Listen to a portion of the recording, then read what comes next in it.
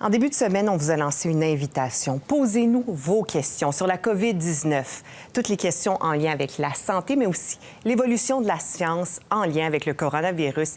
Et pour nous aider à faire le point aujourd'hui, on reçoit l'infectiologue et microbiologiste du CHU du Mont, Richard Garceau. Merci beaucoup d'être avec nous ce soir. Bonjour. On a reçu beaucoup de questions de la part du public. On va y aller directement si on veut pouvoir passer au travers de plus de questions possibles. D'abord, la première question qui nous a été posée beaucoup, entre autres par Donald Savoie et Patrick Jean. Les personnes qui ont contracté la COVID-19, est-ce qu'elles peuvent attraper le virus une deuxième fois? Pour l'instant, c'est quelque chose qui n'est pas connu. C'est quelque chose que beaucoup de gens veulent savoir dans les ministères, les organisations puis les pays pour savoir si, une fois que l'épidémie aura passé sa première vague, s'il y a d'autres vagues, est-ce que les gens qui l'auront eu seront protégés? Puis aussi pour savoir, est-ce que les travailleurs de la santé qui ont attrapé la COVID, est-ce qu'ils vont être protégés d'une autre infection, puis est-ce qu'ils vont être à risque de la transmettre? Actuellement, cette question-là n'est pas répondue. Beaucoup de gens essayent d'y répondre. Il faut savoir que ça fait peu de temps que l'infection est apparue. L'infection est apparue en Chine fin décembre, début janvier. Fait que c'est quelque chose qui va être répondu dans les prochains mois, mais pour l'instant, c'est inconnu. D'accord. La prochaine question qui nous a été posée est en lien avec les complications engendrées par la COVID-19. Ça vient de Monique Brideau qui dit « Est-ce que les complications sont dues à une réaction inadaptée de notre système immunitaire, à notre âge avancé ou au fait plutôt d'être atteint de d'autres maladies? » Bien, c'est un peu tout ça. Les gens qui sont en moins bonne santé ont tendance à moins bien réagir aux infections virales respiratoires comme l'influenza. La COVID, c'est une infection respiratoire essentiellement. Il n'est pas dit que ça ne peut pas affecter d'autres organes que les poumons, mais c'est essentiellement ça. Puis, on sait que quand le virus s'en va dans les poumons, il cause beaucoup d'inflammation. C'est cette inflammation-là qui va rendre les gens très malades, puis qui va les obliger parfois à être mis à l'hôpital, à recevoir de l'oxygène, puis parfois à aller aux soins intensifs, puis à être mis sur des respirateurs artificiels. C'est en partie l'infection virale sur le poumon qui cause cette réaction-là, mais c'est en partie aussi l'inflammation de la personne, un genre de dérèglement qui cause une réaction très, très intense, qui fait que les gens ont beaucoup de difficultés à respirer puis à survenir à leurs besoins en oxygène. Et ça peut arriver très rapidement, cette réaction-là? Ça peut survenir rapidement, mais ce qu'on sait puis ce qu'on voit, c'est que ça a tendance à survenir après 5 à 10 jours d'infection. Souvent, les gens vont être pas si mal pour les premiers séjours. Puis là, on va commencer à se détériorer. Puis là, après ça, ils peuvent se détériorer rapidement, comme le premier ministre là, de la Grande-Bretagne, qui a été chez lui en confinement pour plusieurs jours, puis qui est actuellement aux soins intensifs. Il s'est détérioré vers la 10e journée. Notre prochaine question est en lien avec la contagion. Elle a été posée à plusieurs reprises aussi. Combien de temps dure cette contagion après le diagnostic? Et lorsqu'une famille complète doit être en quarantaine, son père, les parents, les enfants, est-ce que 14 jours, c'est bel et bien suffisant? 14 jours, c'est ce qui a été déterminé comme étant suffisant par les autorités de santé au Canada. Certaines provinces vont avoir des durées plus courtes. Il n'y en a pas, à ce que je sache, je peux me tromper, de plus longues au Canada. Il y a des provinces qui veulent qu'on teste les personnes pour être bien sûr qu'elles sont plus contagieuses. Il y a d'autres provinces qui disent 14 jours, c'est suffisant, puis la plupart du temps, à 14 jours, il n'y a plus de virus dans les sécrétions respiratoires, ou s'il y en a, le virus est plus infectieux.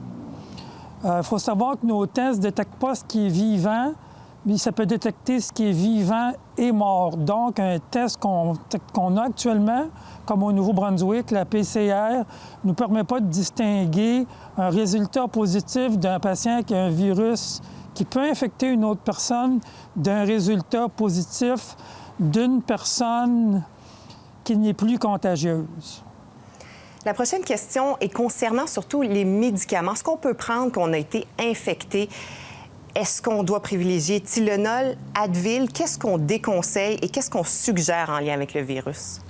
Ça, il y a une controverse là-dessus. Les autorités de la santé publique au niveau mondial, l'Organisation mondiale de la santé, disent de ne pas déconseiller, ce qui est une drôle de phrase, l'Advil. En pratique, je pense que les gens, à moins qu'il y ait des contre-indications, devraient prendre des Tylenol, à moins qu'ils n'en aient pas, qu'il y ait des raisons particulières d'en prendre. Les anti-inflammatoires non stéroïdiens, ça a été associé chez un très petit groupe de personnes à une détérioration plus rapide quand elles ont été infectées par la COVID. Mais ça, c'est pas une raison pour ceux qui en prennent de façon régulière pour une autre raison. Par exemple, des gens qui prennent de l'aspirine pour le cœur de façon quotidienne ou des ACV ou bien d'abord des patients qui ont des maladies rhumatologiques qui ont besoin de prendre des anti-inflammatoires. Ça, pour ces gens-là, il faut le continuer. Mais les gens qui n'ont pas ces raisons-là, ils peuvent prendre de l'acétaminophène.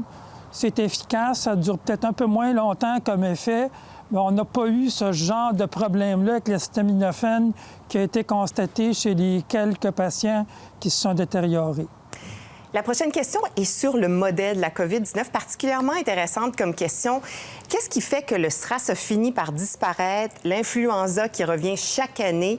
Quel modèle on peut voir que prendra la COVID-19 maintenant? On ne sait pas, personne, quel modèle va prendre la COVID, si ça va devenir une infection saisonnière ou si ça va disparaître comme le SRAS. Moi, personnellement, le SRAS, j'ignore pourquoi il est disparu.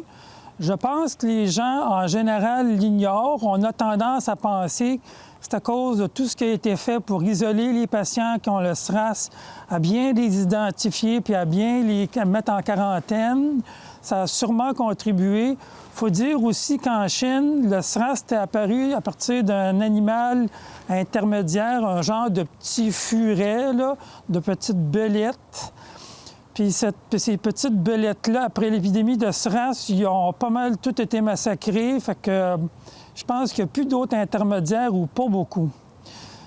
Pour ici, on ne connaît pas l'autre intermédiaire qui a transmis la COVID aux humains. Ils ont eu toutes sortes d'hypothèses. Moi, je ne le connais pas de façon certaine. Je n'ai pas entendu ces choses-là. C'est des choses qu'on entend plus sur les émissions scientifiques. C'est bien difficile à dire si ça va être une épidémie circonscrite dans le temps qui va disparaître d'elle-même ou si ça va devenir un phénomène saisonnier. C'est le temps qui va nous le dire. Et je vais me permettre personnellement une dernière question parce qu'au début de la crise, on nous disait que seulement les gens qui présentaient des symptômes étaient particulièrement contagieux. Le discours a un peu changé par rapport à ceux qui ne présentent pas de symptômes. Qu'est-ce que vous pouvez nous dire là-dessus exactement? Ça, c'est quelque chose qui est très difficile à trouver de façon certaine. On pense que les gens pourraient être contagieux de 2 à 3 jours avant le début des symptômes. Il faut savoir aussi qu'il y a des gens qui ont la COVID, qui ont des symptômes qui sont très, très légers, comme du mal de gorge, un peu de diarrhée, une petite fièvre, une toux très légère, puis qui n'évolueront pas vers quelque chose de sévère, de sérieux. Alors, ça, c'est une chose. Il semble qu'il y ait des infections qui soient transmises chez des gens qui ont aucun symptôme. C'est pas facile à mettre en évidence parce que, de toute évidence, ceux qu'on teste, c'est ceux qui ont des symptômes. Comme on n'a pas un accès illimité aux tests, on ne peut pas tester tous les gens qui seraient à risque. Puis si on les testait, à quel intervalle on les testerait pour être sûr qu'on n'a pas manqué de cas? Ce qu'on a de mieux, c'est l'étude qui a été faite par le gouvernement japonais sur les passagers du gros paquebot où il y avait eu plusieurs centaines de personnes infectées. Et dans ce paquebot-là, il y avait découvert qu'il y avait une quantité appréciable de gens qui avaient peu ou pas de symptômes, bien qu'elles étaient suivies par des médecins puis qu'ils avaient accès à des tests qui étaient efficaces. J'essaie de retrouver l'étude. J'espère qu'elle n'est pas en japonais. J'ai vu ça dimanche quand j'ai révisé le sujet, parce que je revise le sujet régulièrement. Mais c'est difficile de trouver ça dans des études qui ont été dans des revues qui ont été révisées par des pairs. Oui, c'est un virus nouveau, on en apprend à tous les jours. Richard Garceau, merci beaucoup d'avoir pris le temps de répondre à toutes ces questions. Et merci aussi pour le travail que vous faites. Les tests de dépistage, ils passent par votre laboratoire au CHU du Mont. Merci beaucoup, puis bonne chance surtout pour la suite. Bonne soirée.